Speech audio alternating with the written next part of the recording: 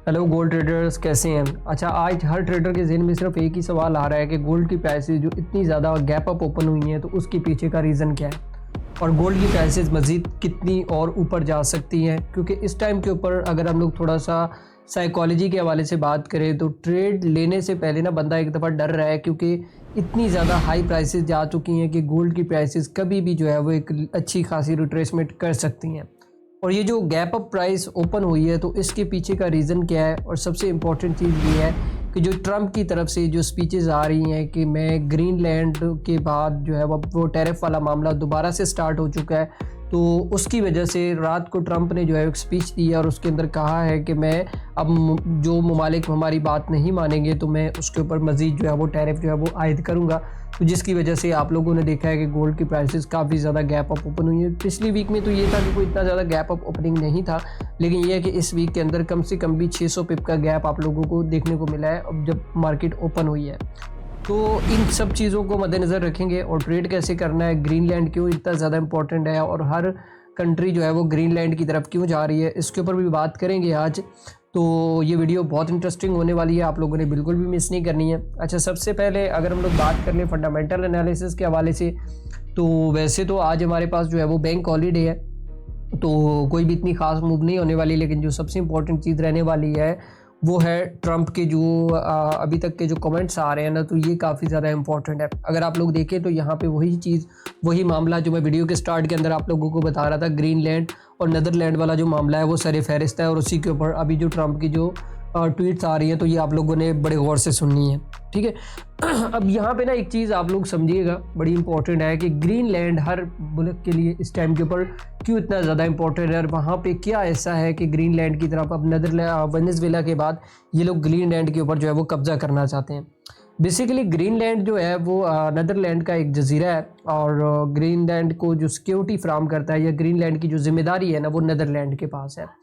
और नीदरलैंड आप लोगों को भी पता है कि यूरोप का हिस्सा है, और यूरोप जो है वो पूरा का पूरा मतलब एक मुआहदा है नेटो का, तो यूरोप उसके ऊपर जो है वो अभी सर्वाइव कर रहा है, क्योंकि अमेरिका भी ज़ाहिर सी बात है नेटो का हिस्सा है, यूरोप भी नेटो का हिस्सा है और नीदरलैंड भी नेटो का ही हिस्सा है। तो अगर ग्रीनलैंड के ऊपर ट्रंप कब्जा करता है तो मामला मज़ीद बिगड़ेंगे और मे भी पॉसिबल है कि पूरा यूरोप जो है वो इस जंग की लपेट में आ सकता है और नताइज बहुत भयानक हो सकते हैं, स्पेशली ये ट्रंप के इस डिसीजन की वजह से, ग्रीनलैंड की वजह से। क्योंकि इसका ये कहना है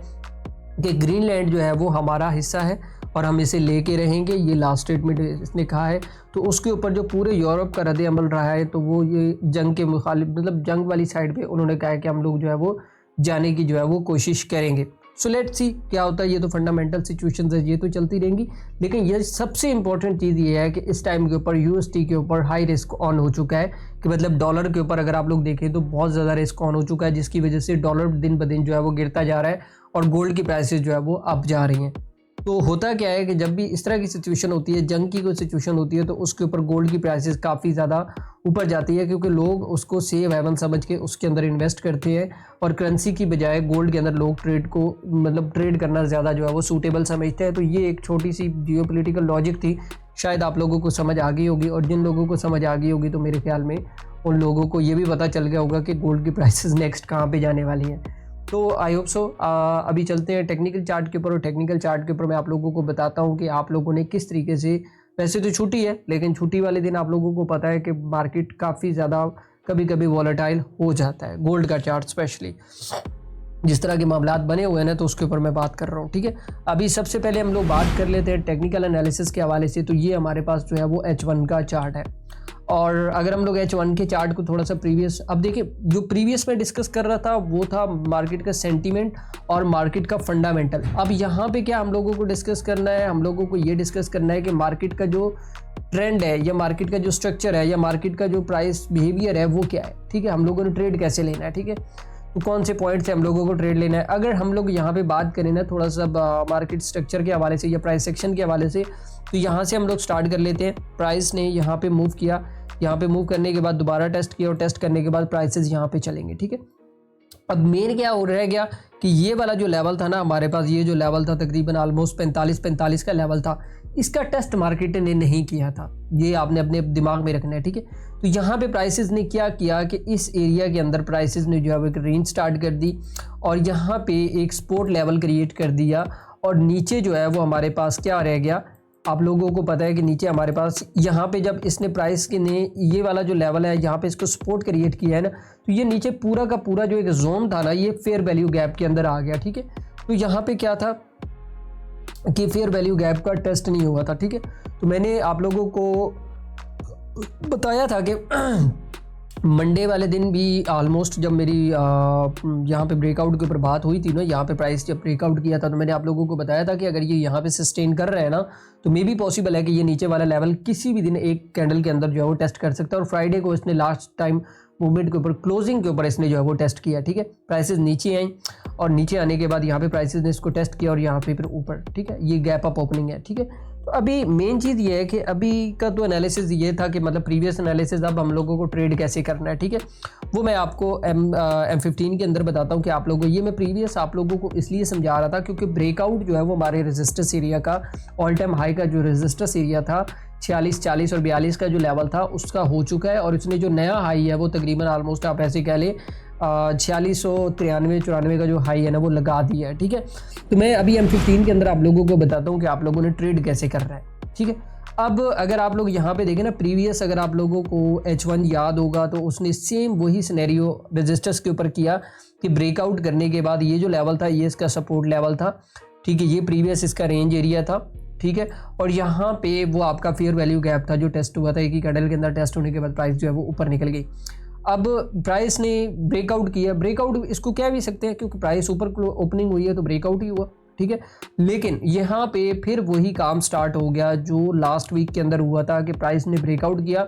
और ब्रेकआउट करने के बाद प्रॉपर उस लेवल को टेस्ट नहीं किया और यहाँ पे ऊपर जो है वो अगर आप लोग देखें तो यहाँ पे इस एरिया के अंदर जो है वो रेंज करना स्टार्ट कर दिया।